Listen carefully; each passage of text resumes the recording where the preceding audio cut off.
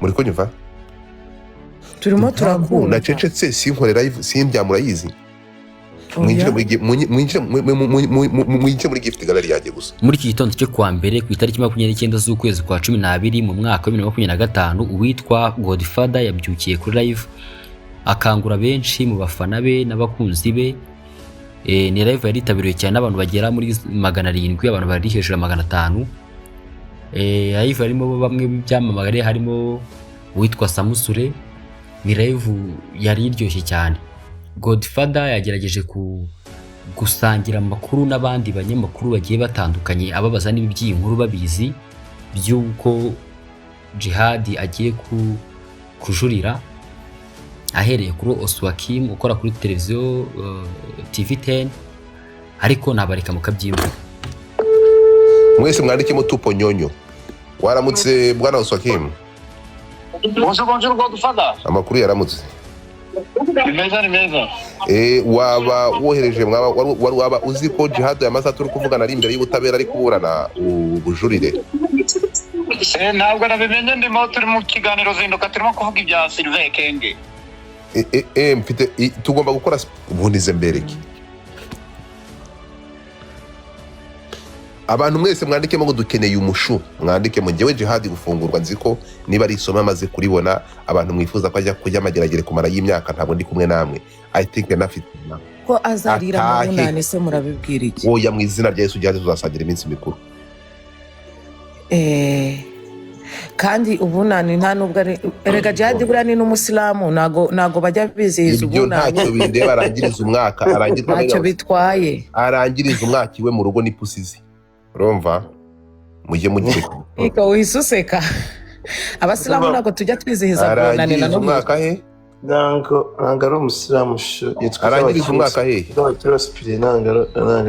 ndi kubabaza arangiriza umwaka arangiriza umwaka hanze nyine nk'uko uri kubivuga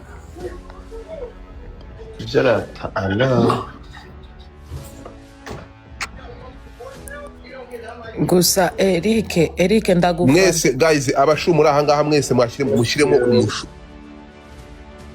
cyangwa mwandikemo izina gusa. Aha, thank you so much ishimwe. Arangiriza umwaka hehe? ngo ni mu gihugu nase mu gihugu ngo mu rugo n'ipasizi arangiriza aba banyamakuru ibi binyamakuru by'Ikigali bidafite amakuru nta nubwo ndi kwamagara ngo binyitabe kandi nshaka kugira ngo bajye ku rukiko. No ngo mu rugo ngo ni pusi ziwe. Kamarade urunguru siko ruvuga ngo rukura inkuru z'intuza. Abashumo konyonya. Amamagara Oswakim. Kiguri ni bakiri Oswakim amasaha yabyutse. Na Pionika. Ntabwo yari bukuru nanditse izina rye. Ringing. Mwese mwandikemo tupo nyonyo. Waramutse bwana Oswakim? Bonjour Godfather. Amakuru yaramutse. Ni meza. Waba wohereje waba uzi ko Djihad yamaze turi kuvugana ari imbere y'ubutabera ari kuburana ubujurire? Ntabwo nabimenye ndimo turi mu kiganiro zinduka turimo kuvuga ibya Sylvain Kenge. Mfite tugomba gukora space mu byo nagushakiraga twakora space mu kanya ku by'ura mugabo. Mfite urugendo rujya ibyumba mu kanya. Okay. Mu kiganiro. Okay, nta kundi. Nagenda mbumva wenda mu modoka. Wagenda utwumva kuko ndaza gukora ku bya Sylvain Kenge ndaza kubivugaho. Urana ko biteje inkeke. Ahubwo mbwira tuguhe ijambo kuri ibya Sylvain Kenge. Okay, wampamagara nta kibazo. Mu kanya ndakubwira. Sawa. Okay. Iki gicucu Pionika byararani iri zina rye rirangora cyane. Ese urugira nimero zingahe? Nta muntu ufite nimero ze. Iyi nimero mpayibaho.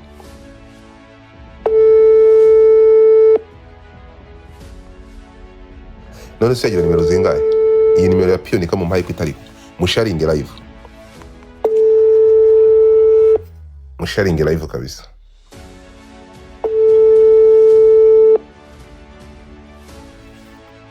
Musharinge live nze. Reka nzenzane iki ntabwo nimero yakiriho. iyi nimero ya piyonika mu mpaye ntabwo iriho. Okay, my people, mwese mwandike ariko guys mwakanze kuri yoga muje muri iriya galeri. Noneho nimero ya piyonika bari kuyimpa muri gift gallery. Semuho ibintu biratangaje. Abantu murimo kuzamuka hasi uyu muntu wanditse ino nimero hano munsi. Uru rubanza turarwumva live. Rebu yanditse munsi niba ariyo simbi. Ariko inyana yimbwa izi ukuntu abantu bayikunda kuri uru rugero. Arabizi buriya. Godfather yanditse hano munsi nimero. Ese ngo Yamana nawe yaragarutse mu Rwanda. Oya Emikinege se buriya makuru ntayazi, arayazi Emi. Yamana ngo yaragarutse. Ingingi yego.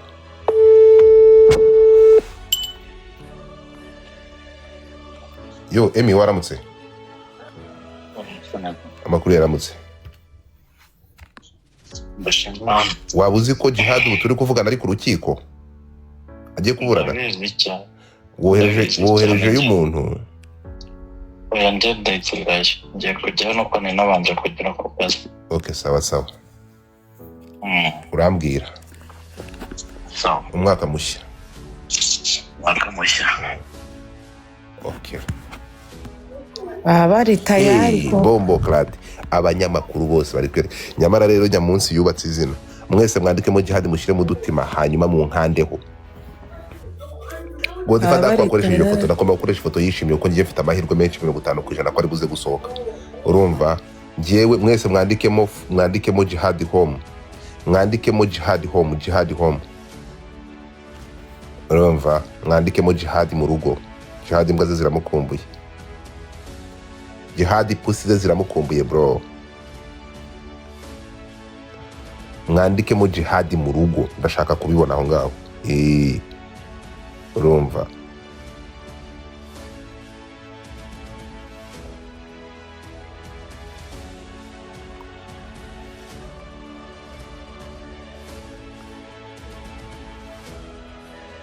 Mwandikemo Djihad mu rugo.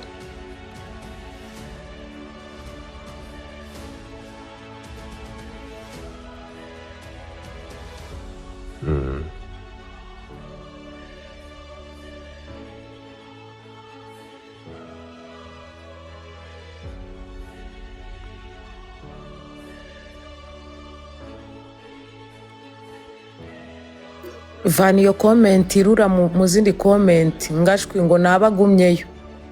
Wowe rigane. Vani comment. Vani yo comment mu zindi comment. Godfather wayibonye?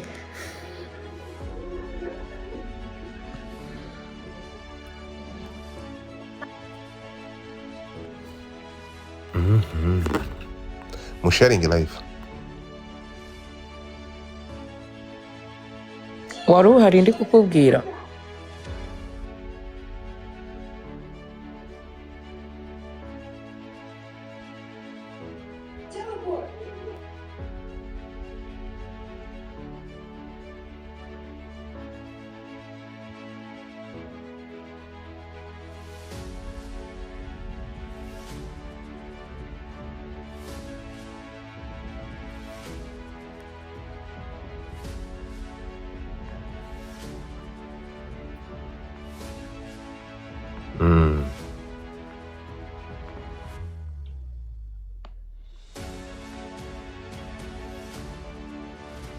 Yesu Kristo.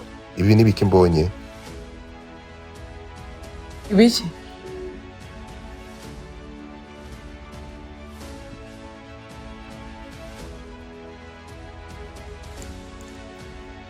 Jesus Christ. Uri kuri Sharing live. Uri kuri X. Cyari kugi. Ndagirana. Ko twakubuza.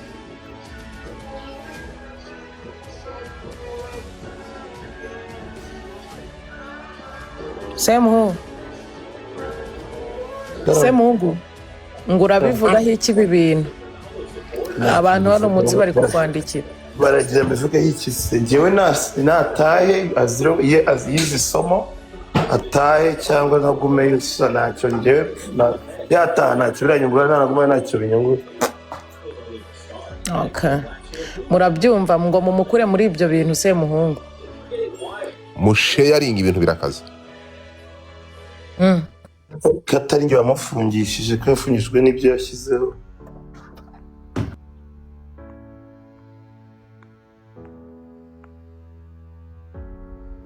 Guys mukoreshe ya ngo ibintu birakomeye urumva ari kudushakira n'andi makuru mukoreshe.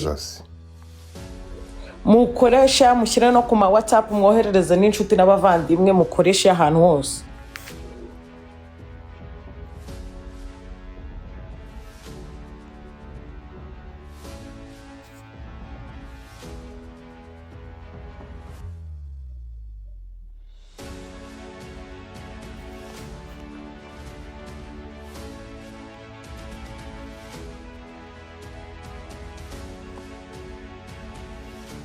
Ntabwo ari njye yahemukiye, si njye wamufungishije, njye yahemukiye ndamubabarira, se yafungishijwe n'amategeko.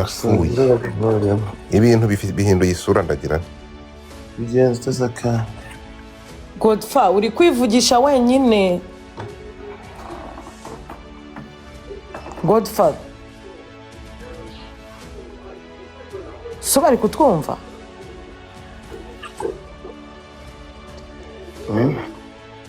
Godfather bari kutwumva se nko? Yes. Yeah, njye cyo navugaga yes, yarize, he learned from the mistake. So niba ari umuntu wumva nkuko byigeze kuba 2019, so musharinge ndabasabye musharinge. Ndabonye isomo. Godfather ari kutwumva, Godfather ari kutwumva. Godfather uri kutwumva? Godfather yibereye ahandi, yibereye mu ma ekuteri y'ahandi.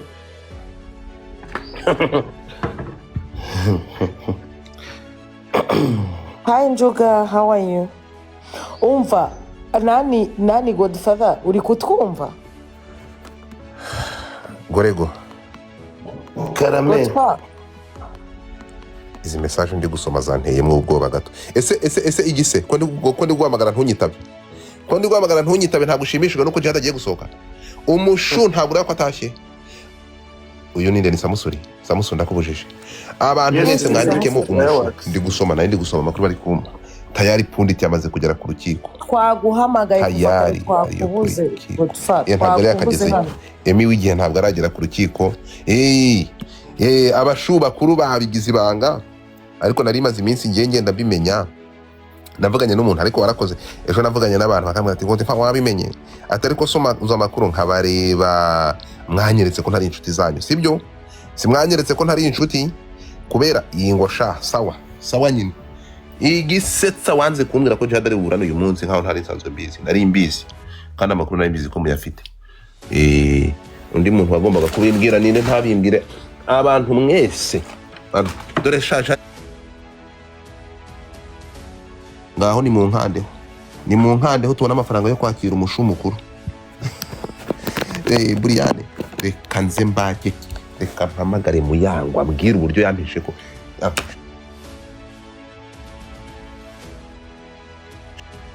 ijoro yishimye ntabwo azi ko umushu agiye kuza arakutatura Godfather Djihad yatahe pe Djihad atahe kamanze ndebe undi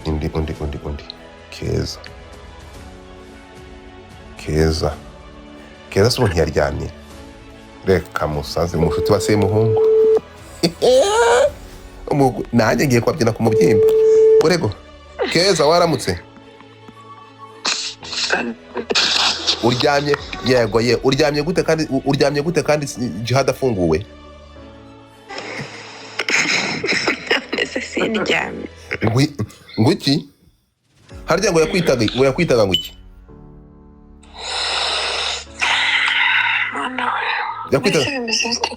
Djihad ari mu rukiko agiye gusohoka ngwino mugomba kuza mugatera ibipfukamiro hasi mugasaba imbabazi. Bana mwese mwamureze. Djihad ari mu rukiko. Ngwino. Maze kuva arimo Semuhungu aragushaka. Semuhungu ari kugushaka vayo. Sawa. urumva saa tanu ariko sha muri abagore ariko niba ari ikintu gitangaje kurusha ikindi mumpereze nimero ya ntuza inshuti ni Yesu njyewe Godfather ntabwo ngira amatiku inshuti ni Yesu muyango inshuti zabo uretse gato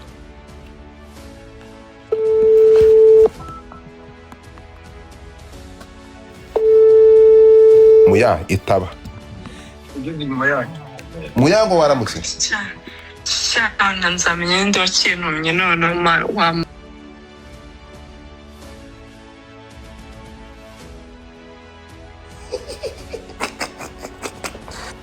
nzanye kigali de wakinye aramututse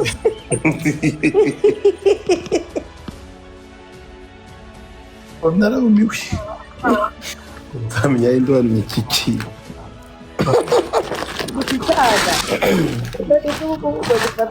na muyango mukuru ni ndagowe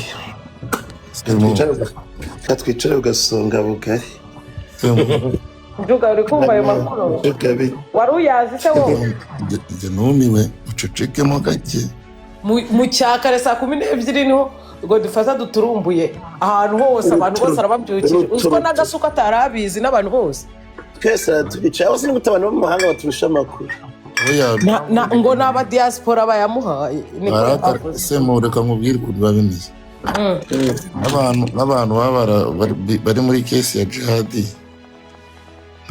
bose baba barateranye ko bati mureke tubigire ibanga kuko iyo bigiye ku mbuga nkoranyambaga nibwo bikomera umuntu akagumamo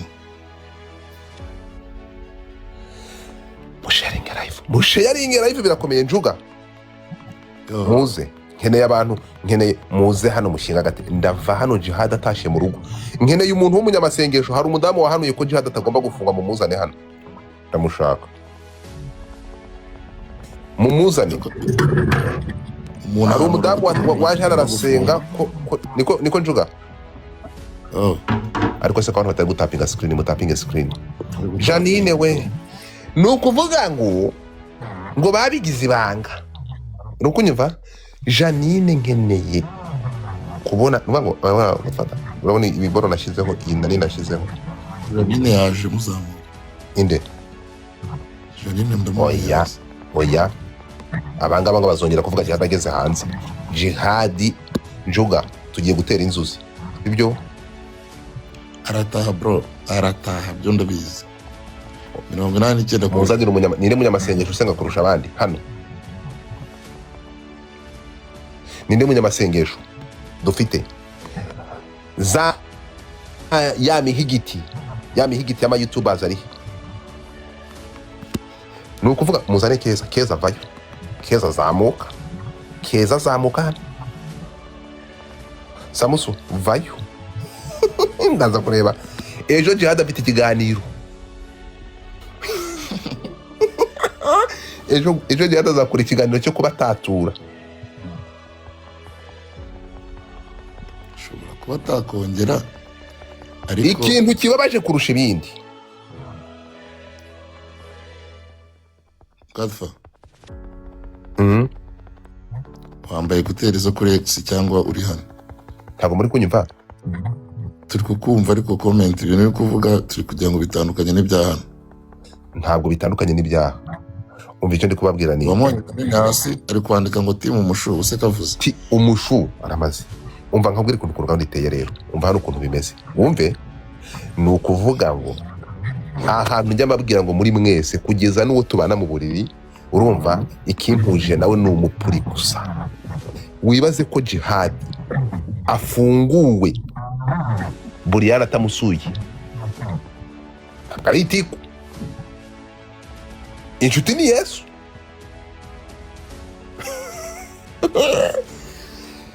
Djihad arinze afungurwa Djihad ataka Buriyana inshuti ye magara basangiye kabisa nagaye bakambara bogisi imwe Buriyana ntiyigeze asura Djihad urumva kagemurwe mageragere wagiye umenya iby'ubwiza n'uburanga ko ari byuzi ibi byasho bizubiza ute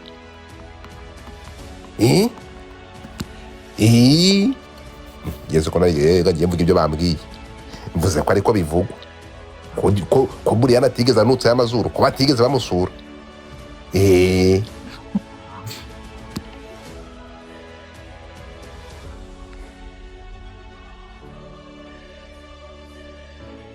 oya yaramusuye urabeshya yaramusuye umushu mufite ibihamya oya yaramusuye pe urabeshye yaramusuye hari igihe uba inshuti n'umuntu yaramusuye uretse gato Djihad nabambwe genda ubambanwe na nyoko ituka kubitwe n'inkoka nkuboroke wagapfa we uramubamba kankubambe ntuzongere kumbona ukundi urakabambirwa inyongero munsi y'igiti kiri kwakamo umuriro uretse gato yaramutaye yaramusuye Djihad home wowe wanditse Djihad home okay Semuhungu bari kumwe na Semuhungu bamukandeho Semuhungu kangushyiremo hano tugende tujye kanzamure Godfather yiti kanzamure Godfather Djihad tumikindire urusimbi nk'ikanzu ya Yesu jewe ndi kuri hande rwaye zadatana arumiwe ko ntuzwe n'inkuru mukaba mukunda inkuru uwabahagiye inkuru akabagiye gutaha agatebe Djihad none ntabwo ari buzana akagoma arazana ingoma y'abaporoso bya bindi binini bajya bakoresha muri ambibande ndiko nitagiye kujya bavugiriza Djihad home mwandikemo ngo Djihad home murabizi ko ntazi gupretendinga ngiye gutaha kwa Djihad biraza kunshimisha kuko urimo kumva Djihad mu rugo kuko ntabwo ngiye belivinga ko umuntu nka Djihad urukumva n'uburyo afasha abantu bafite irungu urukumva akangari agomba kuguma muri muzi hari impamvu vrema ntabwo Djihad kurangiza imyaka mageragere ntabwo ngende kubikurura mu mutwe ngo byumve oya pe natahe agere mu rugo sama Jesus Godfather rige musharingi live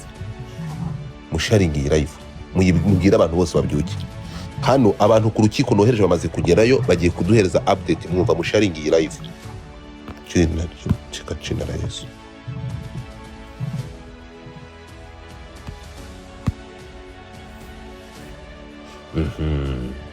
twagiye mwese so aba bantu nubwo bibantu ibintu mwabigize ibanga ntabwo mwabigira ibanga reka mbabwire ikintu kimwe ibintu mugomba kumenya Djihad yarafite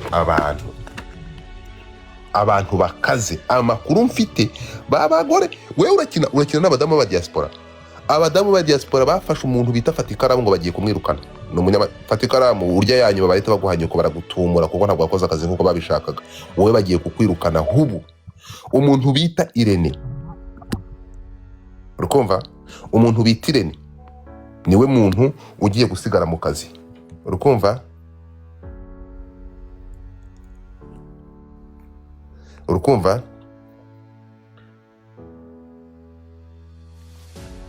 ese arasigara yatashye inde ni ukuvuga ngo Irene arabasigaramo yatashye ariko sereka nze kubwiza ukuri mani reka nkubwire ariko aba badamu nzafata umwanya wo kubereka isi inshuti n'aba bantu ibintu bavuga abadamu b'abadiaspora ntibagira urukundo bro aba badamu bakoze ibitangaza bakoze ibikomeye bro bakoresha amafaranga n'agafaranga bishyura abanyamategeko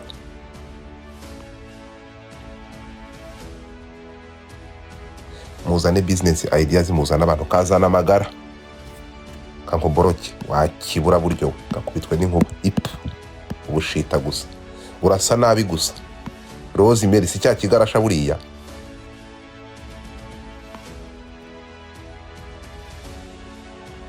iki ngiki nacyo ndakiborotse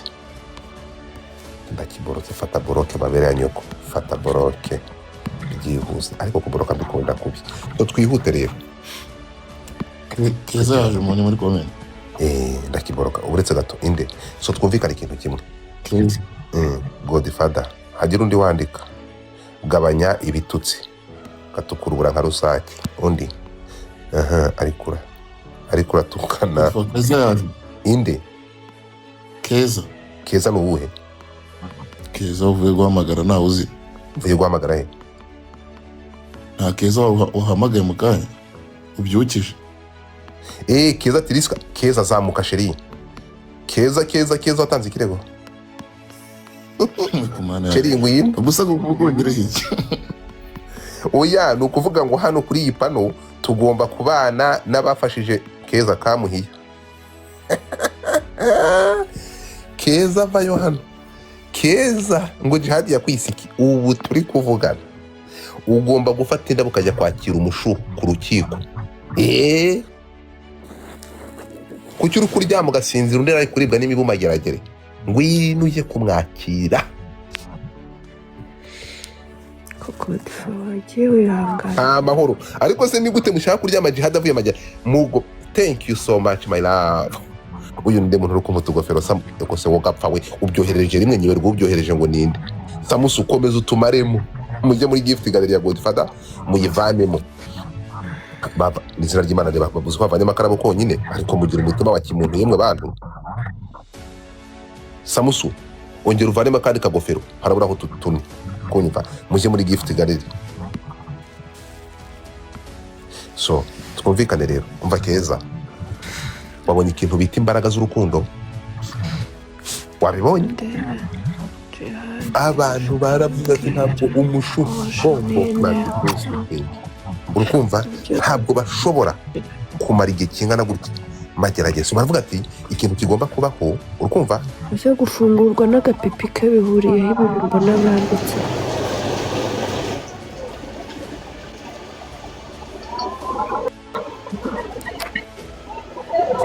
Godfather nawe ntabwo waba wifuriza umuntu gutanga uzashyiraho bino bintu.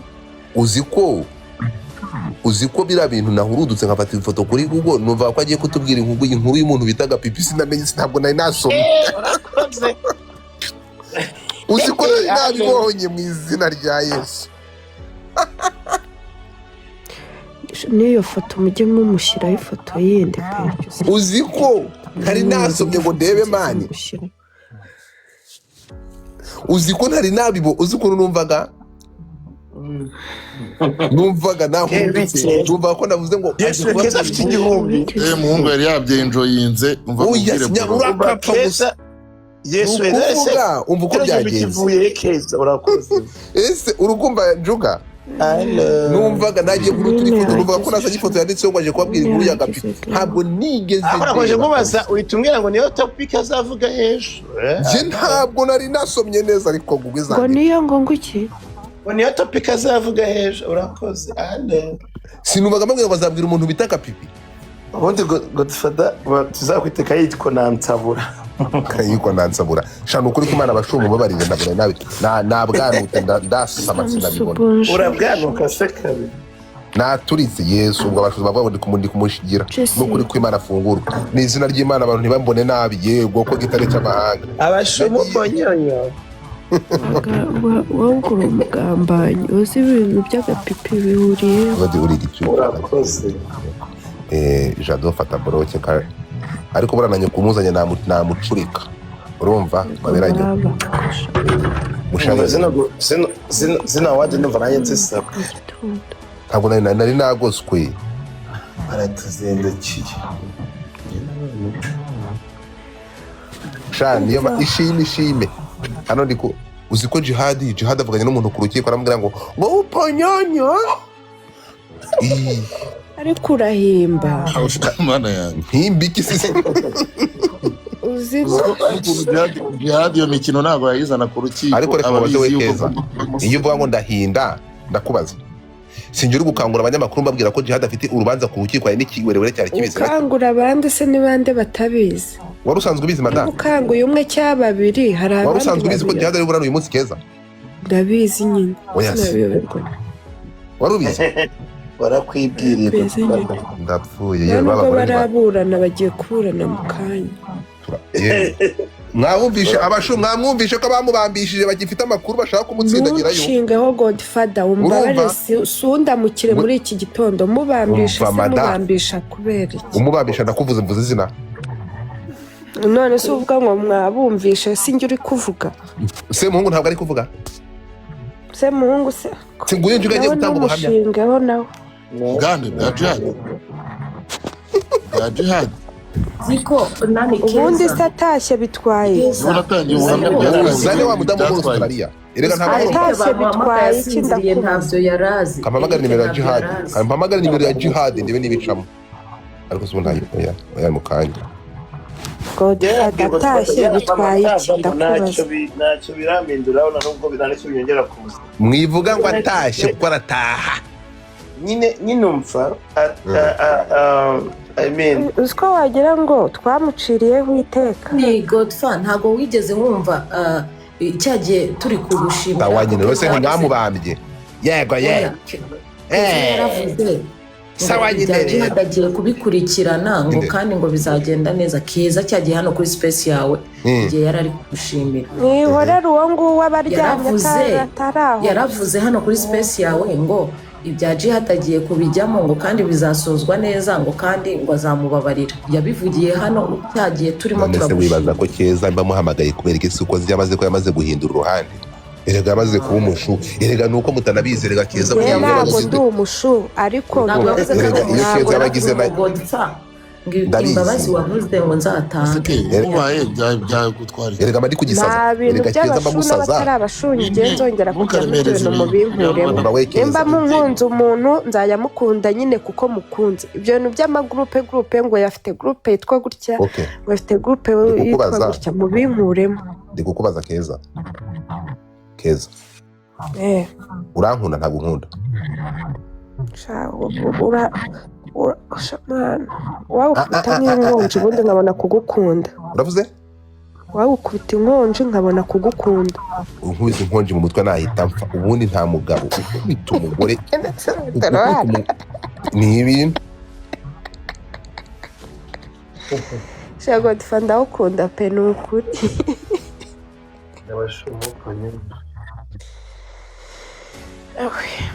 igana Semungu ni umufana mukuru wa Djihad nubwo abayijijisha ujya wumva ukuntu atuvangamo gake gake abase njye namwangira ikimara njye namwingira ngira mbabwire mwabantu mwe abantu bose bari hano barabizi namwingira ngira nubwo umugome iyo nza kuba ndi umugome mba naramushumitse nkamutwika cyangwa azamukora ibiganiro kuva yagenda uriya mukungu baramukora ibiganiro muvuga nawe cyangwa niva ndishimye ngo nagenda ahereye ntajye mureka gusebanya nese nuko ubona adafite umuntu wo kubivugaho aho ufite ahubwo nuko uko ndagize ntabwo ariko nawe ugira urenzaho bro ntabwo ngewe mfite ubugome bugeze aho ngaho bw'indengakamere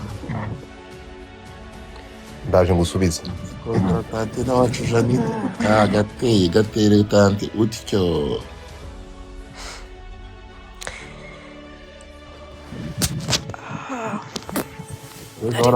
nisanze ahantu gutesha ninde se uri kudusuhuza Samusuri ndakumanura ariko ajya gusuzugura abantu wese Samusuri wakoga karakutunyaho Yes ashimwe Godfather narimbuze ariko umwuka w'Imana mbwiye ko nta kidashoboka yego rero no gutegerezaho gakeya nko mu minota 30 ndabaha igisubizo cya nyacyo manuka kutavuga byo hano hari mute your mic ntukatuvange andika muri comment ngo Eric Semuhungu mu rugo hanyuma Semu uravuze ngo gucyarya di umbwiye gukimada garuka numvi waruvuze warukoze statement sinayumva neza nari ndi gusoma inkuru ya Sylvain nyine mva my statement yego abantu bakubije bambaza unahari bambaza ngo ese ngo ndabyakiriye gute kuba aje gukorana kwifungura ifungurwa ryiwe cyangwa natanda bifata gute cyangwa nagumana bifata gute sibyo my answer is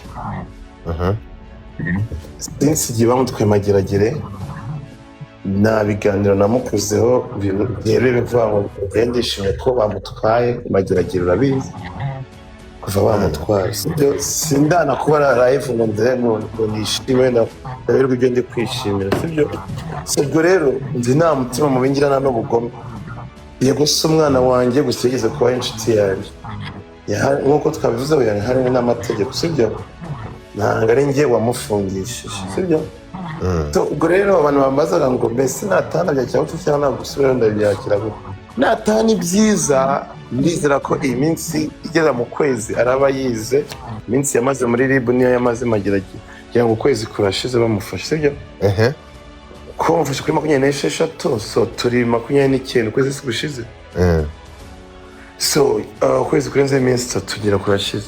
So niba ari umuntu wumva yarize kandi bamuhaye n'isomo, ariko niba atize akagaruka kongera gukora biriya bintu, tugiye abirirwa bamuririra namwe muzabibona, kuko nanjye nigeze kumuririra ndi muri Canada, navuye muri Amerika ndi muri Canada, yadutse Philipita baramufunga.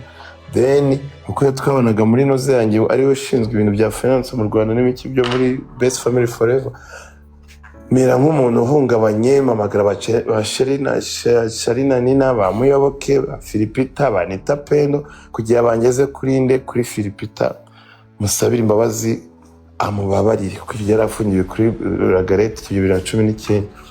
Yavuyemo ngira ngo azabireka, ariko nyuma yongera abikomeza. So anyway, kugira ngo nateyare ijambo nyine tujambe kuri conclusion, yes, nasubirayo ntacyo bimwe nta nicyo bimbungabanyijeho, kuko ngo dusangire ibiryo bimwe, ahatuye naho biratandukanye, n'ibyo akora n'ibyo nkora biratandukanye.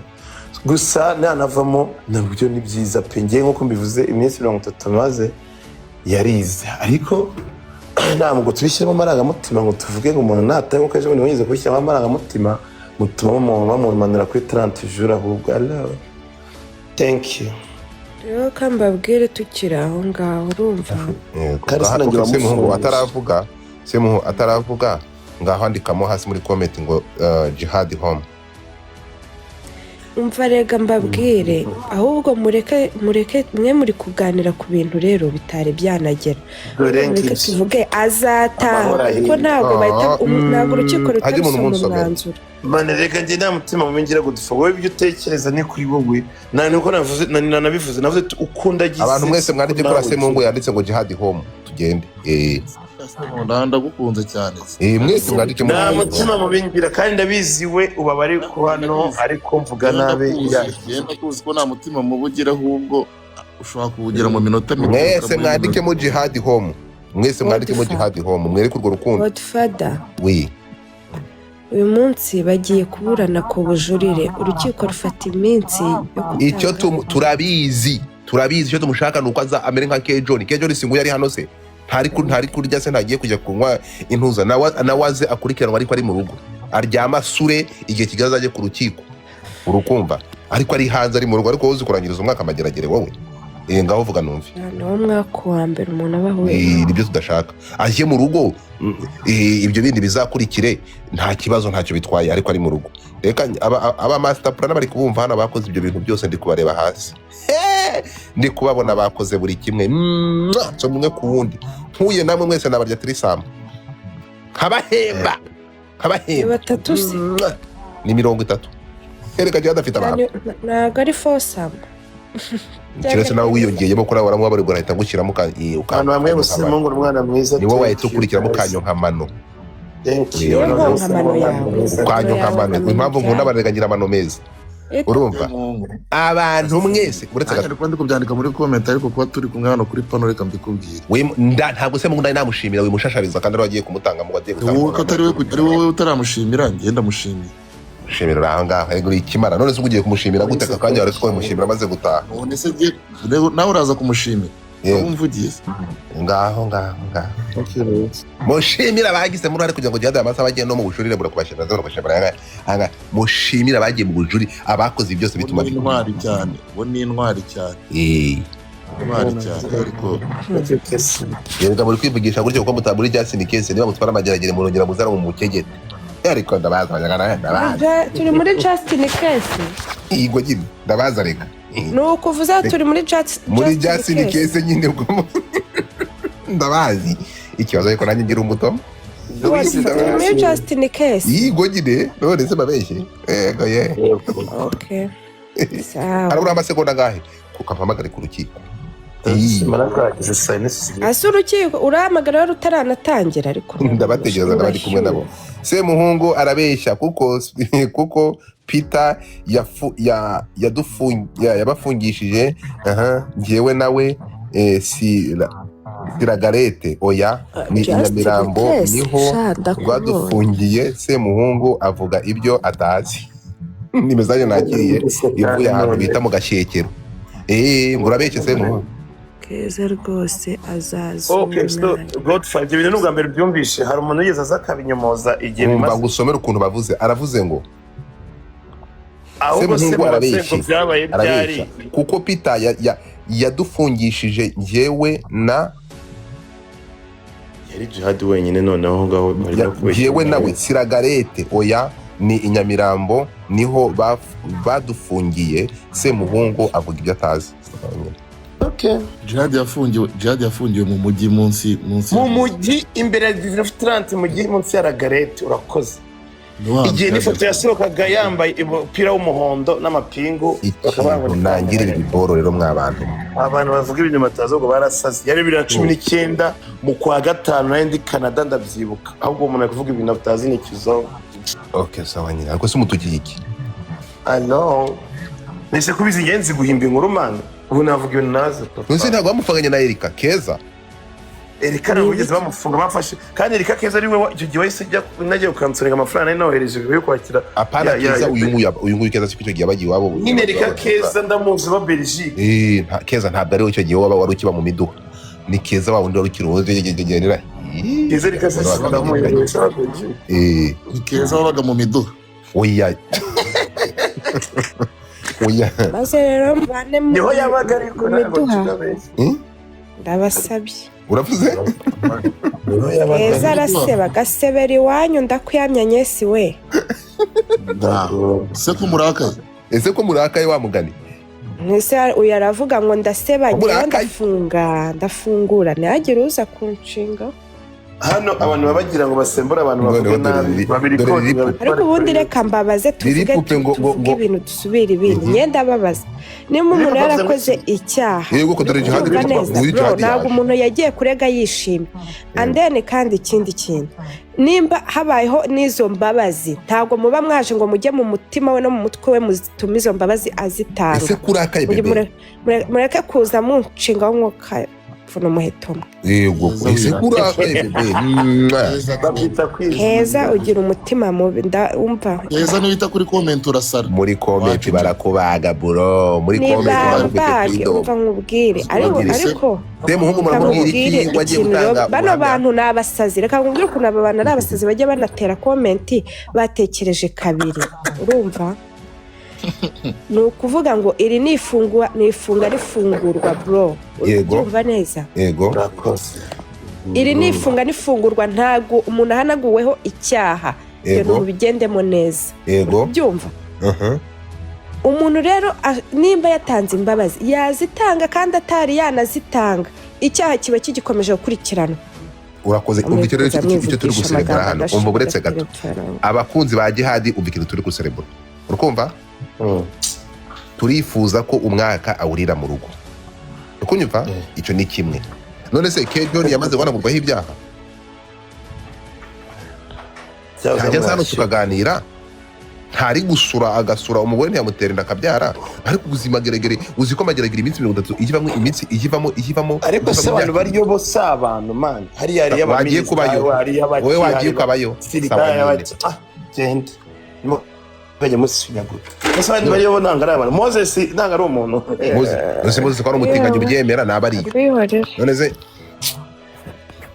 aramuje nyamara gihugu aramuje guhura n'abantu bakomeye muri kino gihugu umva icyo nkubwira icyo turi kuvuga ni iki ngiki muri bajye muzi ukuntu nganira ntimuze kurakara mwabana banjye ndabakunda se muri inshuti yanjye ngo ni umugome Eric urabizi kuri umushuti wanjye ariko se nibure cyo kugendera ko ndi umugome umva Keza maze ngusobanurire Keza urimo kunyumva Djihad ntabwo ngiye nigeze mucira kari urutego naravuze ngo kandi abisubiramo nibasanga ibyo bamushinja yarakoze hagize ibigize ibyaha itegeko rizamuhana kandi n'uyu munsi turi guserebura ibiri muri process y'itegeko turi kumwe icyo twifuza tunaserebura at least basi turi kumwe bamugire nka amere nka ntuza nka Kejon turi kumwe asoke hanze akomeze gahunda ze akomeze akazi ke akurikiranwe kuko ntabwo nose Djihad azatoroka ibyo nabihakanye abantu bamaze iminsi bakora ama live nkazo tukaganira ibyo twagiye tubivugaho bingana icyo turi kuvuga ni iki ngiki rero n'abantu bari ahangaha mwumve ntabwo tuvuze ko Djihad agiye gufungurwa ngo ahinduke umwere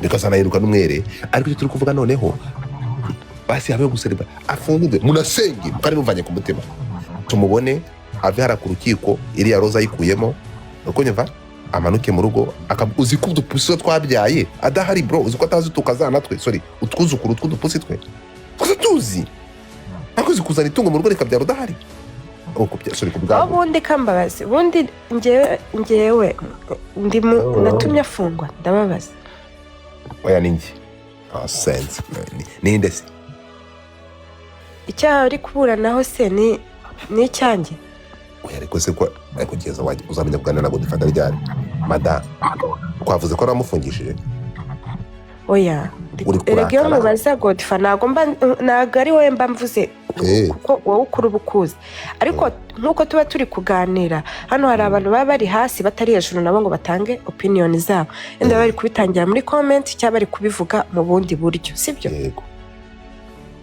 first of all sigiye watumye afungwa kumva yafite ibindi bimufungishije nimba n'ikirego cyanjye cyari kirimo uri kubyumva neza nimba n'ikirego cyanjye cyari kirimo ibyo ni ibintu bishoboka ko yazaburana mu gihe yazakomeza cyangwa se akazasanga n'icyo kirego cyaravuyemo bitewe ko yenda hari ubundi ari uburyo twaganiye cyangwa uburyo umuntu yiyumvise akaba yakuramo icyo kirego yego uri kubyumva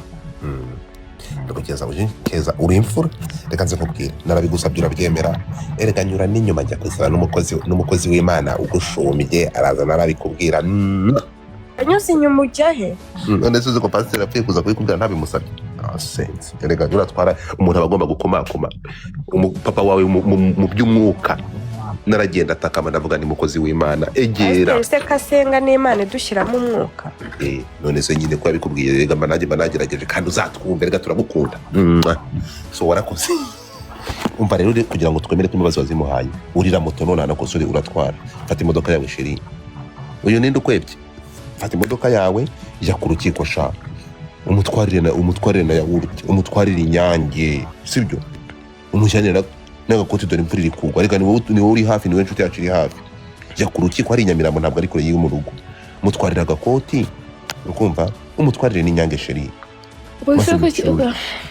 ibyo ntabirenze rega Godfather bidukorere ariko ibintu mwamwe yafashe mukabikomeza ntabwo bikomeza ngende gukora content nubwo itanyishyura uri kumva kandi ndabibutsa ko uri kumva ngewe tureke ibyo bya brag ndi gushaka kugira ngo abantu bataza kuba boade kandi mukanya tugiye gutangira bagiye kuduha resultat turaha ndabizi ku mutima wawe sorry wowe wenda wowe waramubabariye uranabikora nabitwereka hano niba utaraturyarye ariko se muhungu hano hari inkuru ebyiri zigiye gusohoka hari uko agiye kumanuka amageragere cyangwa hari uko agiye gutaha ubujurire bukangwa cyangwa bakamurekura agatahuka se muhungu none se nunganiye se muhungu ubwo rese manze mvuge igitekerezo cyanjye ndabizi abenshi muri mwe abenshi hano ku bantu bagiye kumushinja urukumva murashimishwa nuko agiye mageragere kandi ngiye Godfather agashimishwa nuko atashye so madame kudutekerereza ntabwo mvuze izina ryawe Godfather rero ngewe na Semuhungu uri no kutwitiranya Semuhungu ntiyatanze ikirego nimba ari n'ubuhamya yaba yaratanze ntabwo buzakuraho ubwo buhamya wese azavuga ngo ntabyo yabonye keza none se ngewe akorera muri no kotira amagambo yanjye nabi kubwira uwo mugore ngo ni Godfather niwe umugore niwe kakubitwe n'inkuba wamacuwe nigeze nguha iniro naguhaye utuna b'igitsina cyawe ndakwibwira yongere urakoze next uzaze nguhe nzaba narwaye agakanzu nguhitwe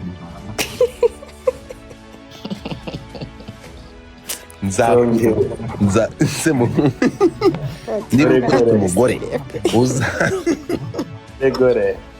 niba uri kunyita umugore nzanywa icyayi cy'abashinwa umuntu arya nk'agaca buro urye mu mazi urumva nibwo byagasugo yarya amapera ngiye narya wibeshe bya bindi narya ibintu umva kakuninya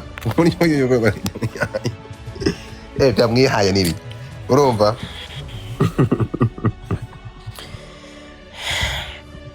keza Semuhungu uko ndabizi ko utazi kunyura uruhande hagati yaje gutaha mu rugo no kujya amageragere ni ikihe cyagushimisha ntubiryarya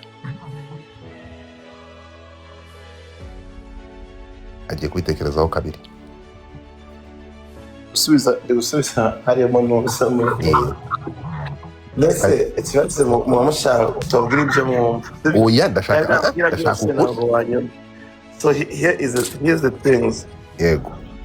Ibyo yanyifurije mu gufungwa muri Amerika akajya nakora breaking news ngo nagishe mageragere nyamara atazi na case ya immigration is very sensitive cause iyo muri criminal case ntabwo nigeze njya kuburana nari mfite umwavoka ari ngo dena giye bari kumaza imyirondoranye no kuyemera. So muri ni justice case muri justice court ariko muri immigration court ni noza case iri sensitive n'igihe nabonaga bari kuvuga ibintu bya Prince Kid narabasetse bavuzunguriza umutwe niyo ubona nigeze ndenzaho kuko muri immigration ya muri Amerika kandi naho uriya muhungu afungiye Prince Kid nta muntu utemereye ko yinjira ntabwo azi kandi nubwo bakuzana muri court in a person uburana kuri video call abantu baba bari muri court n'ahantu judge aba yicaye hari abantu bo muri famille wemereye babiri cyangwa batatu batanu naho warenga agomba kurenga 10 kandi abo bantu inziko neza atarabaje bavuga ibyo bintu ni kwa kundi amakuru bayandika abantu cyangwa bakagira ute cyangwa umuntu yaganiza umuntu akaza akavuga inkuru kitari. So ngarutse rero ku kintu warumkiye uribuka neza breaking news yabaye yakorwaga na ba Djihad n'ibindi binyamakuru byose byo Kigali biri kuva Eric Semuhungu yavuze ubundi ngari gusoma ngaje gusubizwa South Africa ko afite ubene igihugu bwa South Africa nyamara njyewe since day one nyabonye n'ibyo mu Rwanda sivyo n'isibo yarabyanditseho wareva Semuhungu ngaje gusubiza muri South Africa ngo kwibaza hagiye kujya ngo kurangiza igihano cy'imyaka 25 ako se Amerika ninjije ku buryo ujya gukora icyaha wamenye ukora icyaha iwabo bakakureka then ukakora mu gendo gikorera iwanyu niho se waragikore kireka ari igihugu cyawe kigushakisha ari byo wakorera iwanyu. Anyway, so ubwo rero ngiye nkuko banyifurizaga inshuro nyinshi Eric nafungwe cyangwa nagira ute kandi batazi na case cyangwa batazi anything about me ngiye nango ukunda gize sikwagira nkuko yabikoze nkuko harabo yabangamiye nkuko harabo yajengereje nkuko harabadize yabo yarijije abavyeyi bo yavuze abana babo papa wabo no muvyeyi Kreza Teriski bavuze umwana we bavuga we bagira ute izinda bavuze umwana we baramuvuga bavuga ni benshi yagiye avuga ku bwanjye ngewe as Eric iminsi yaramaze 30 kandi nakomeje mbivuga sinzi impamvu bari kushobora kongera kunsubiza ku munsi umwe yaramazemo yarumvishe ko yaragiye ndishima pe sinakubeshye cause yagiye kandi matafuka sovuze ngo mbwira uko unyiyumva Eric do not bring my mother in this. That's what the fuck no se kuko uri gushaka kuyigomotika my nose ariko ku minsi yaramazemo nziko ko yagize ute yize so natahe ni aze yige abanene abandi mu mahoro niba atariza akaza kongera gukora biri mwebwe mwiri kwirwa mushyakuru muri gushyuha hano kuri live ngo natahe nyamara no kugira ngo musome imitwe y'abantu ntacyo muzamumufashije muzaza mungire mutume yongera gukora same things yongera afunga so ariko niba yarize rwose musabe ko nawe yavamo pe nubwo ntacyo kizwe mu rukiko cyangwa naturi mu mucamanza yavamo akaza agatanya ubuzima n'abandi pe kuko nta keza kagereza bro sivyo nakeza kabye ariko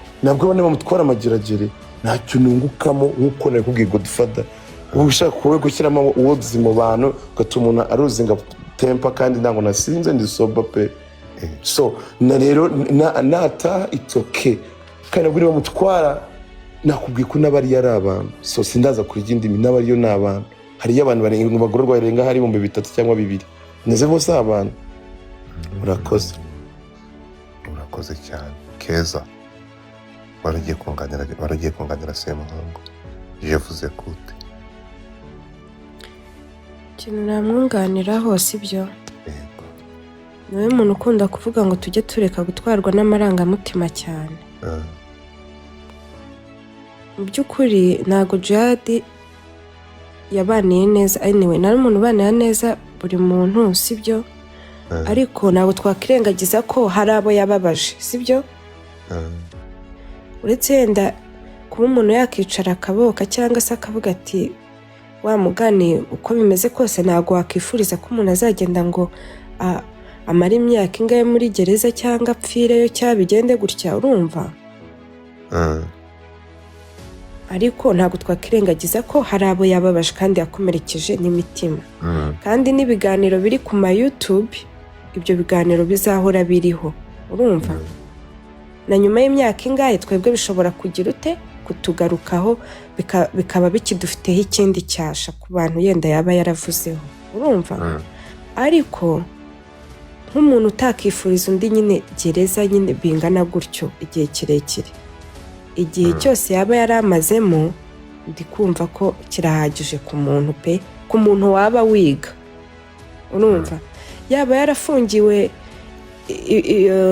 ibyo yaba yarakoreye abantu runaka, yaba yarafungiwe icyo yaba yarafungiwe cyose, ntekereza ko hariya ari ahantu uba udafite ikindi kintu uri gukora ari ukwicara ugatekereza,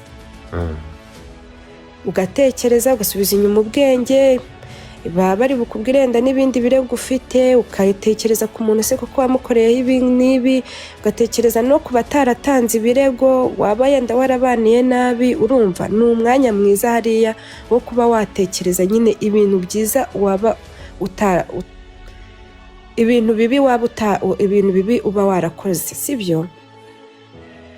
Rero igihe yari amazemo, ntabwo mbizi n'umwanzuro, igihe nyine amazemo iyi minsi, ntekereza ko yagije kuba umuntu muzima utekereza, yakabaye amaze kwiga. So rero byaba bihagije pe, nta kibazo, urumva? Ariko kuko nimba ari umuntu waba umaze kwiga rwose, mana free Djihad. Ariko nimba ari umuntu utiga, kubera ko hari igihe abantu bakwereka ko bagukunze, bakagusapotinga mu buryo bwose, urumva? Ariko ntibagusapotinge no mu buryo bw'imitekerereze, urumva? Kandi icyo kintu nicyo kiba gikenewe the most, kubera ko hano twese turi abantu, ntago ntekereza ko agarutse agakora nanone ibigize icyaha ejo agasubiramo. Ntabwo abo bantu bagize gutya bakamuteranyiriza bakashaka uwo muntu, cyangwa abo bose ngo bishyize hamwe, ntabwo bahora bakora ibyo bintu kameme, urumva? N'abagira imitima yo kuvuga ngo bamuhaye imbabazi, ntabwo hari igihe bahura noneho n'abadatanga izo mbabazi. So ni byiza rero kuba yaza, ariko akaza yarize, akaza azi uburyo agomba gukoramo ibintu, akaza afite umurongo. Muretse kumugira inama y'uburyo azitwara, tumaze tumubone, urumva? Nyine ibyo umuntu wese ari kwifuza ni uko yaboneka, sibyo? Kuko turi kuvuga ko iminsi abayeyo irabaye kuba yaba amaze kwiga. Okay.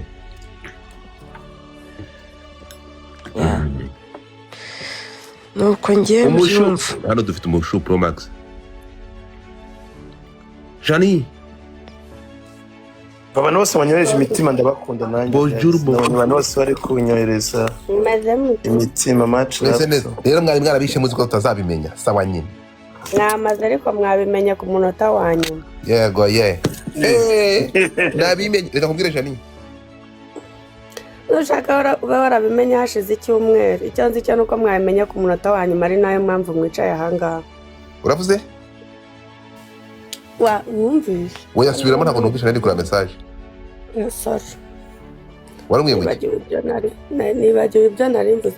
Mumeze neza ariko. Yewe Godfather naragiye ndabona. Abo kunyohereza imitima nanjye ndabakunda guys. Thank you much love guys. Ariko se imitima bakoherereje ni iyi, udutema tubiri baguhaye nitwe uri kuvuga ngo bakoherereje. Oya muri comment man nango erekesemo ese bakuri birabiro wese. None ariko se muri imitima myinshi. Sawa nyine, reka ndumve nani Janine.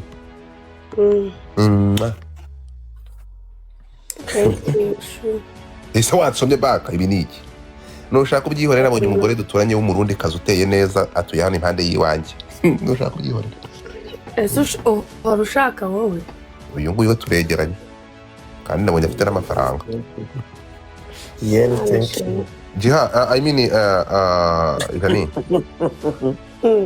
nta kibazo naho wamamagara Djihad oya rega Djihad rega none nukuri ko reka banze nisegure ku bantu mwabonye irantuza nahurudutse urabizi nanjye ngiye kuvuga inkuru mande gushya mu kanwa kandi akanwa gatogota bitewe n'ibivuye mu mutwe nahurudutse ngiye ku downloading ifoto mbonaho ngo inkuru ubwo nterura ifoto ntarebye ko ari agapipi bagana baranganyije umva shushu ibi ngibi wakiriye gute kubona Djihad hari amahirwe agarutse yuko ashobora kurira umwaka hanze kuko ntekereza ko kuburana kuri ubujurire hari amahirwe yuko ashobora gusohoka wabyakiriye ute ufitiye magara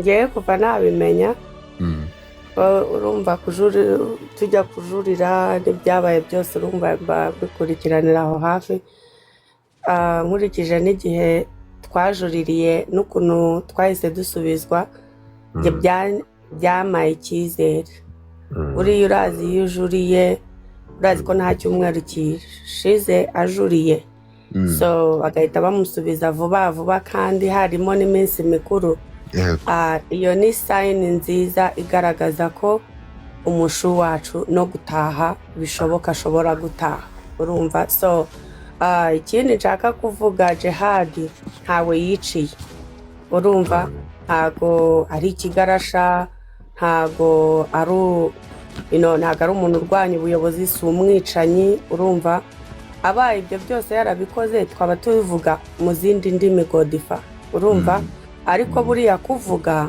twese nagira ngo mvuge ko hano tutari abamarayika urumva hano hari abo tugurukana nabo hari n'igihe turengaho tukavuga nyine n'ibigize icyaha sibyo so rero ndashimira Keza rwose Keza abyitwayemo neza kandi we yemeye no gutanga imbabazi urumva buriya umuntu ukuvugira ku mwana buriya iyo ushaka gukomeretsa umubyeyi umuvuga ku mwana we uvuga ati ngiye naramubabariye kandi ndashaka ko afungurwa n'ubuzima bugakomeza iyo ni intambwe nziza so ngewe rero kuri urwo ruhande rwose ndashimira Keza ngewe ku cyifuzo cyanjye kandi nuko mbibona nkurikije nuko n'imyaka maranye na Djihad ntabwo ari umugome Djihad ntabwo ari umwana mubi Djihad aravuga pe urumva afite umunwa nk'uko natwe twese tuza hano tukavuga Godfather urumva gusa numva nyine Djihad yarekurwa agataha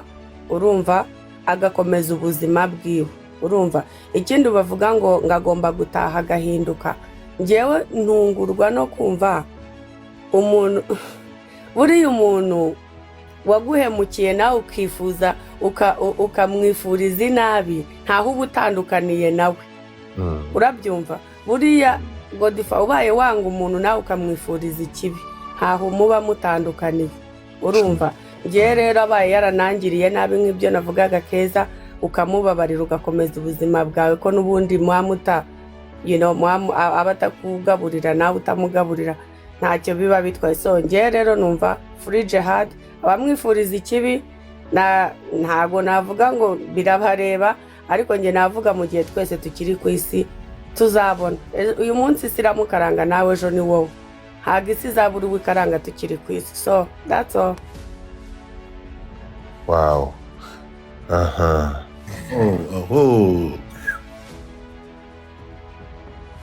reka nkubwire ngewe ntabwo kuri ikibazo cyanjye ngewe ntabwo njya nyura iruhande urukumva muri iyi minsi bitewe no kubana no kuba muri community noneho nkaba ndi active kandi nkaba mbona byaranteranyaga n'abantu kuko abantu batazi kwakira ukuri kuri ntuza kuri nani kuri ba pazo urukumva kuri ba pazo nabari abantu bisanze mu kibazo cya ya mpano narifashe nanga kugaragaza amarangamutima ndaceceka ariko kuri Djihad nafashe uruhande ntagize nafashe uruhande ntaciye ku ruhande ku bitekerezo byanjye uko nubyumva nuko mbyumva bariya bo naze gushyiraho comment uko iyo nza kuvuga nka Godfather kuri bari abatipe bandi nibyo bakoreye ya mpano bro nari kuvuga amagambo ndabiza benshi mwari kuba baramukoresha amarangamutima kuko nari kuvuga ukuri nk'uko kuri kavuga ko bagomba kumanuka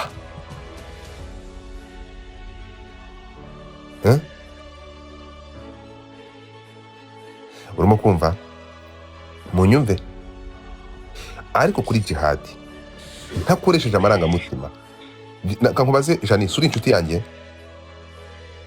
nari nafata umwanya tukaganira Thank you so much guys. nari naganira nawe ku byerekeranye jihadi tukaba twabiganira Oya. Wa- bivuze ko nta marangamutima nigeze nkoresha cyangwa ngo wenda ngo umuntu ajye mu matwi oya ariko tugendeye ku byo tubona n'inzego zidukurikira zikatwumva jihad arekurwe urukumva impamvu nta yindi jihad ni umuntu antekereza ko amasaha yize tureke n'ibyo kwiga turi kumwe bro tugendeye ku kibazo cya ya mpano siko bimeze jihad nta ruhare rugaragara turi kumwe jihad yavuze kuri ya mpano nk'uko Godfather keretse nanjye nimaruka mukamfunga jihad yavuze kuri ya mpano nk'uko twamuvuzeho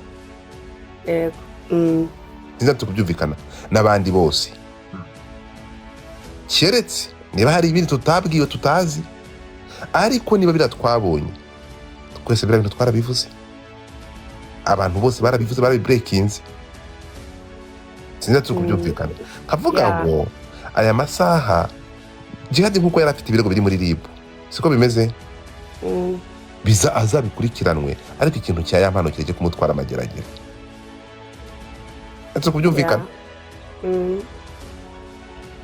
ntabwo ngende gukoresha amarangamutima kuri iki kintu ndi kuvuga uko numvisha ibintu jihad sindya kwa nyina jihad ntatuza azigera mvomera simvugira nyina muvumbi kumuvumba iyo mvuga ngo hariho ibyo mbona nkuko mwibuke Kejo naraje hano mvuga ibintu nkuko biri ari nkavuga ngo Kejo nagomba kurekurwa niko mbyifuza niko mbibona according n'uwari yagize muri ibi bintu narabivuze hano so kuri jihad nawe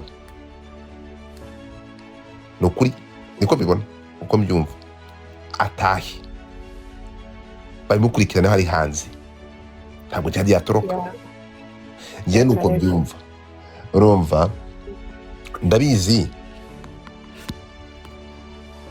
abantu babyumva ukundi ibyo jihad yakoze no kujya agaturagurika imbere ya kamera ni abwanuka kuturusha abwanuka tuvuga twese bavuga nti ibi ngibi niko mbibona so for me jihad naza bivanye ku mutima ntakiye ku ruhande ntademo uburyarya jihad nasohoka ndishima najya amageragere ndababara kandi aha ngaha turi kubwanuka gutya hari amahirwe y'uburyo bubiri jihad ashobora aya masaha ashobora kumurika agataha I will be happy najya amageragere ndababara kandi nabyo birashoboka ashobora kumanuka bashobora kujurira bakavuga ati oya ibamanuke amageragere najyayo ndababara nafungurwa ndishima Rega nta nubwo bahita bamusomera ako kanya Godfather birafata iminsi so reka nyine arajurira nyine funga n'ifungurwa ariko ntabwo bahita batanga umwanzuro ubwo nyine ako kanya turabizi ibyo turabizi turi kugira ngo n'amarangamutima ariko this is the good news by the way ni inkuru nziza kandi tareka kuvugaho so ndabona inkuru yamaze kwandikwa nta nubwo ajuriye wenyine n'abandi bose babatwariye hamwe niba ntibeshye siko bimeze abo baregano ntabwo ari we wenyine ibyo nzi ni iby'umushu wanjye by'abandi oya n'abandi inkuru ndi bamaze kwandika inkuru abahungu banjye bamaze kubiba n'abari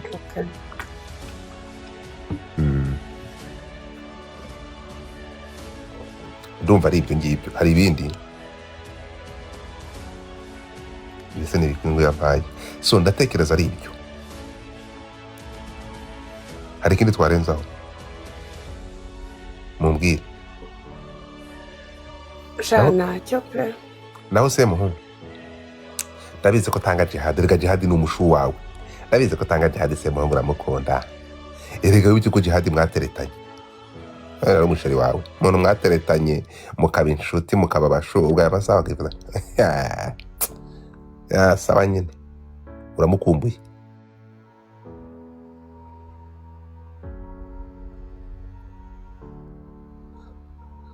Samusuri Yes ndakumva boss Jihad arataha arajya amageragere Jihad nkurikije uko nakurikiranye iby'ubushize ndumva nta mpamvu yo gufungwa ashobora kuza keretse niba hari ibindi biri inyuma y'ibyo tutumvise ariko ibyo twumvise ntago bimufunga nk'uko bano bavandimwe babivuze Semuhungu na Keza, hari ikintu umuntu ageramo kikamuha isomo, azahindura wenda sisiteme, ntazahindura cyane kuko abafana be nicyo bamukundira, ariko nanone kwibasira bizagenda neza. Ntabwo ari nuza wenyine wajuriye, komeza sheri. Azaza rwose azi umurongo agomba kunyuramo, nta mvura idahita agomba gutaha.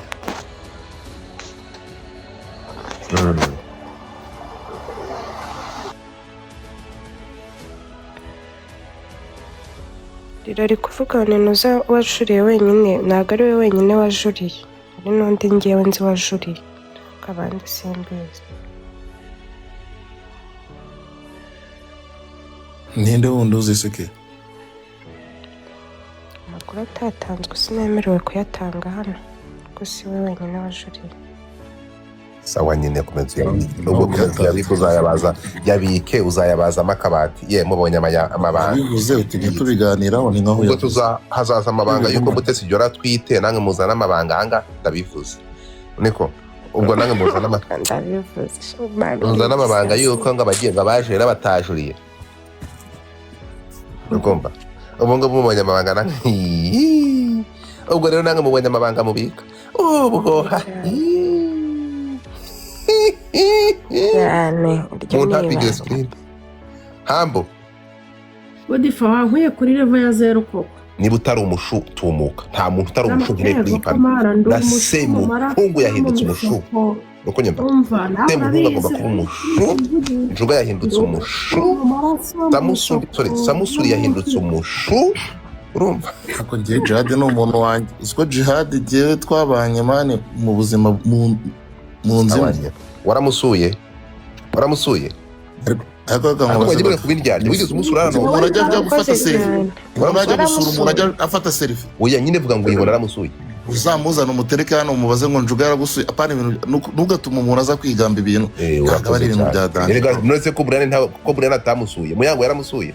Simbizi ni uburenganzira bwe. Ntabwo ari ukuvugira DJ Brian, ariko DJ Brian yaramusuye kandi hari ibihamya n'ibimenyetso ndabizi. Baramusura ntabwo baza hano ngo bafate selfie. Erega badikutera mu gihuru kugira ngo umenye ibishya mbere. Godifa nawe uvugira ngo uvugisha abantu amagambo. Wowe se waramusuye? Of course naramusuye kandi natumye DJ Brian kandi yageze yambwira uko ameze. Okay. Rero nasi bira kumenya, nari kumenya ko nawe muri Canada uretse gato. Nari kubwira n'iki ko muri Canada nawe wamusuye. Uri muri Canada. Urabizi ko ari umuntu wanjye. Urabizi. Ibyo ndabizi cyane. Abantu bo hanze bafite intumwe naho baratuma. Bagira ngo bikomeye ngo mwibagirwe sheri, ntibishoboka. Okay, oya ndabizi uri mu bantu bampamagaye ngo si Djihad ngo yararize mu kanya ngo ukijije gasuku ngo arari kuguhigisha uruhinda. Agenda icyo kibura buri. Ngo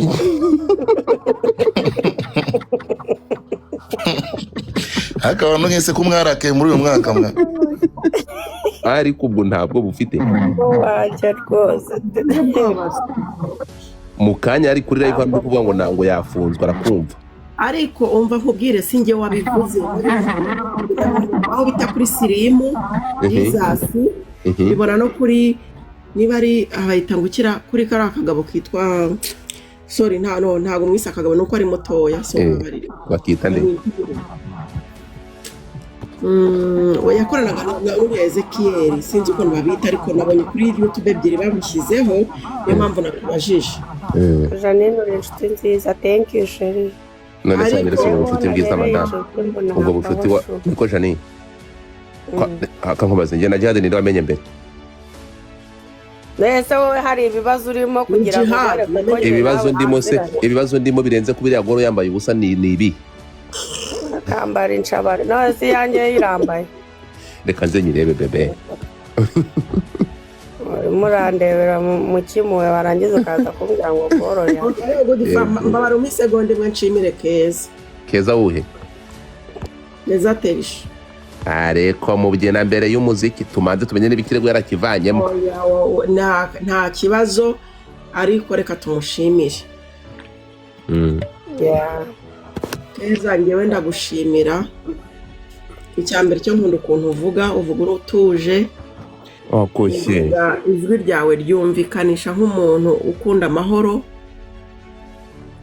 ntabwo ari nkatwe twavuyemo ibihani impyiko ibingibi akubwiye Keza iba akubwiye ninjye wabimutumye nagize isoni zo kubikubwira utajya ngo nakugiriye crash ubu yari hano ntumbeshere ninjye wabigotomye reka mvuge ntabwo urumva Keza ari guturagurika umuntu azakubomoka muzabimenya isenge kuvuga wumve ko ari Godfather yintumye ndagushimira cyane oya kugushima ubu kare turambeshyeye wamuretse agasoza kuvuga Godfather aretse akavuga ariko Godfather umva ngenda gushimira mbikuye ku mutima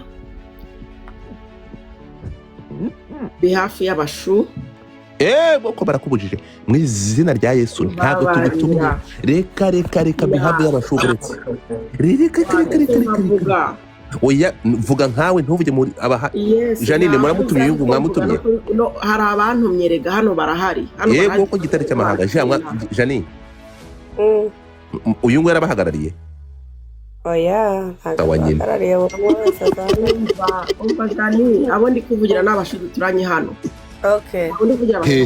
aho he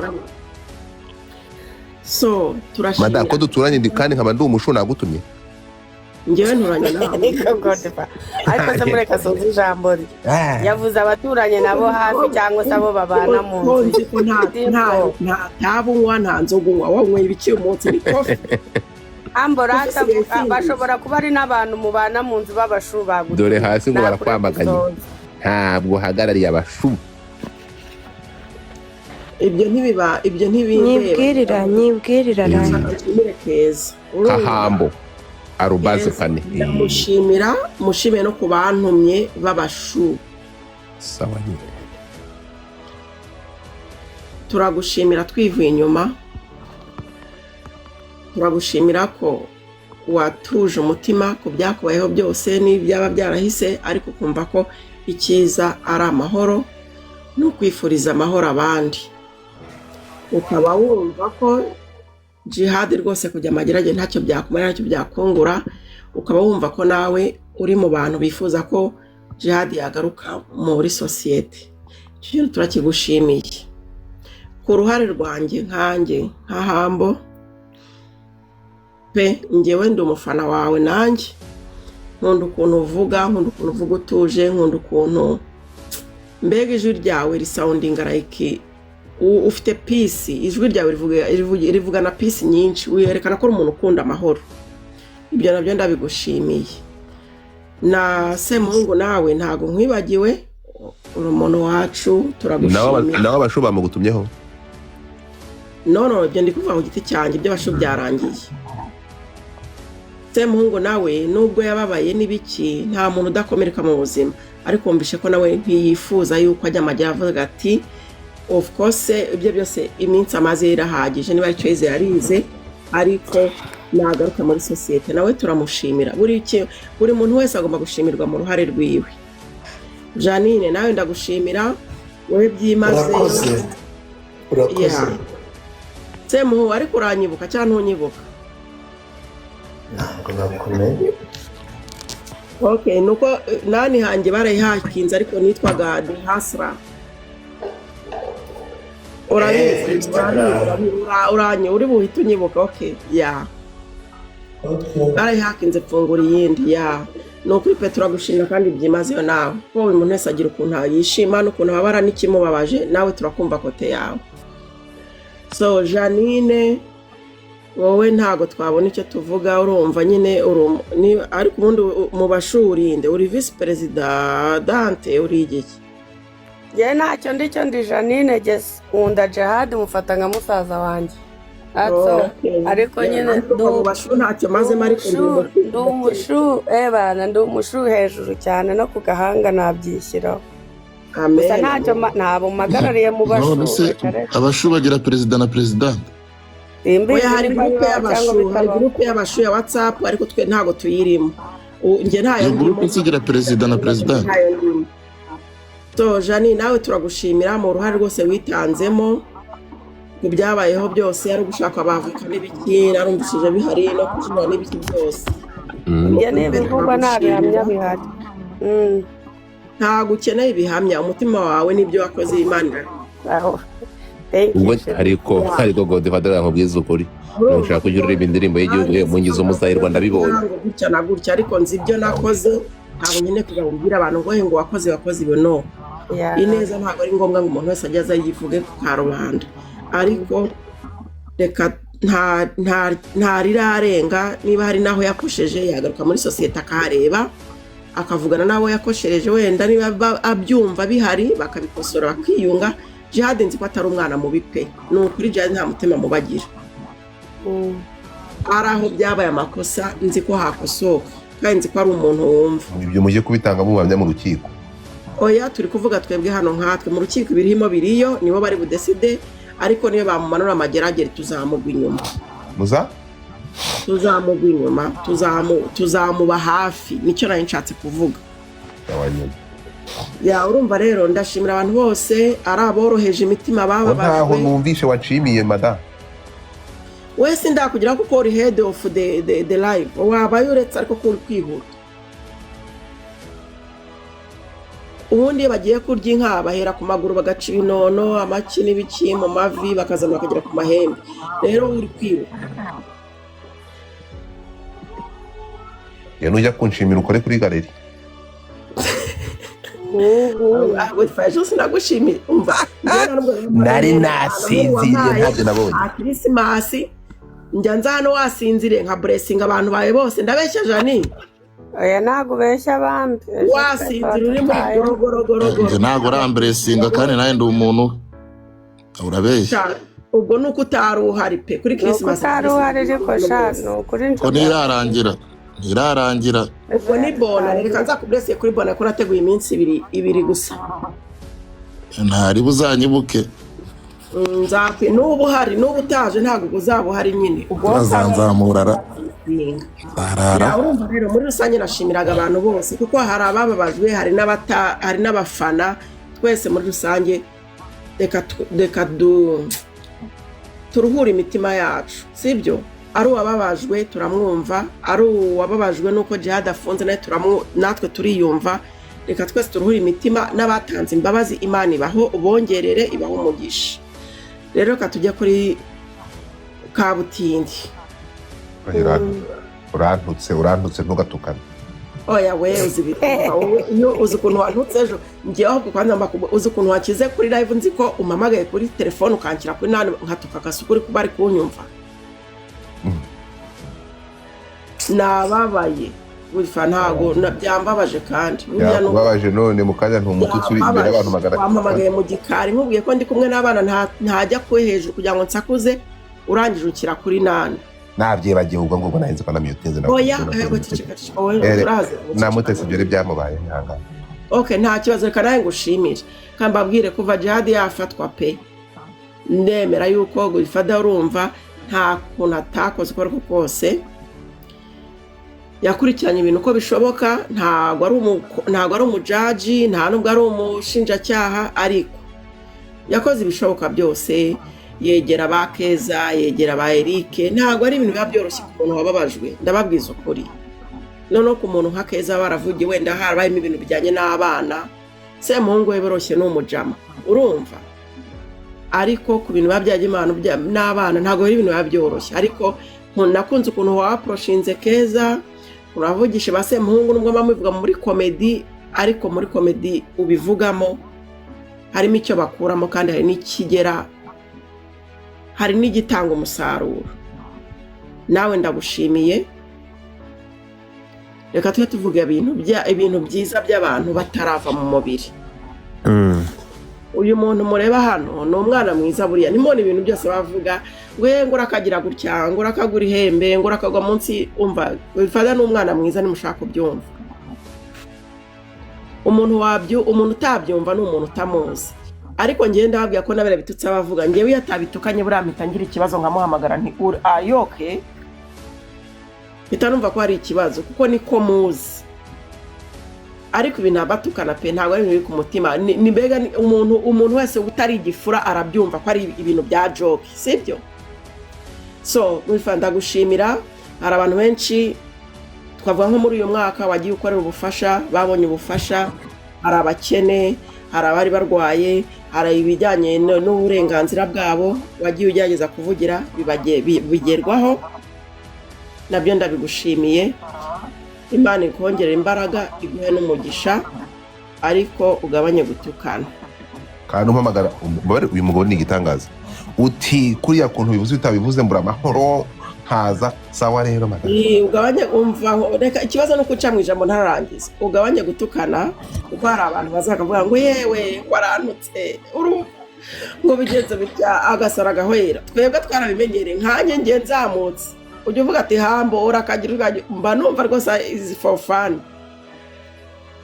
Ariko hambo naguciye mu ijambo ukimumenya akagutuka bwa mbere warababaye, nawe rero bazabyihanganire batuke bwa mbere. Ariko se natutse de washano ugenda tukana iri shano none se kamubaza mwagiye uretse gato niba muri abimukira mutazi ikinyarwanda mukamwaraje ntazi yo mwahanutse ngiyewe ko ntebya ndatukana reka kubaza ikintu no man ntimukansaze ibi reka kubaza ntawe erega byose imico nkawe wataye umuco nta kinyarwanda uzi niba mufite abaguru ikibazo urumva gufata oya nawe ndeka nawe by'abantu batukana natutse urumva aba bantu mwabaye mute muri bazima ngiye sintukana iba byita gutera ubuse urumva gutebya babyita gutebya mu kinyarwanda. None kutavuze ngo uburyo tebyamo uri kuzanga vuga oya nabivuze ariko ndavuga Jani yuko ari